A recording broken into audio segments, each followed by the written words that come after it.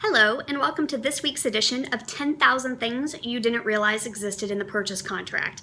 Today's question is, we had a buyer who submitted a BINSR requesting repairs, and after submitting the BINSR, they decided, you know what, never mind, I no longer want the property. So what are their options? According to the contract, all of their requests had to be delivered in a single notice, which was done. However, the ball is now in the seller's court in terms of what they are or are not willing to do. So contractually, the buyer doesn't have an option to rescind or withdraw their BINSR for cancellation purposes. We have to wait and see what the seller says. So you have a couple of choices. The first is you can wait it out, see if the seller is willing to make all repairs, and maybe that will change your buyer's mind and they will want to move forward. Or if they agree to only make certain repairs or not make any repairs at all, now your buyer has the opportunity to go ahead and cancel as they had originally desired. However, if the buyer says, no, that's not okay, I just want to be done, I've had a change of heart, my friend's sister's baby mama's uncle told me that this was going to be a problem house and I just don't want to deal with it.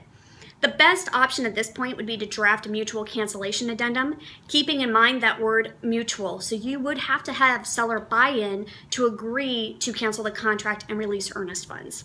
They may or may not be willing to do this. So if you have questions about how to compose that addendum and maybe how to approach it, please let me know. I'm happy to help. Another thing to keep in mind, and this is more if you represent the seller, there's a very good chance that if you do not allow them to cancel when they want to, they will find another way to cancel later on. So do you really want to attempt to hold the buyer's feet to the fire? Or do you want to go ahead, be done with them, get the home back on the market, and get a more ready, willing, and able buyer who actually loves this home and wants to move forward? We all know that there are some unscrupulous lenders out there that may compose a letter of rejection or loan denial for just about any reason under the sun. And I would much rather end our relationship with the current buyer now than try to deal with that 2 days or 3 days prior to close of escrow. So all things to consider. As always, if you have questions, please let me know. I'm here to help. Have a great weekend.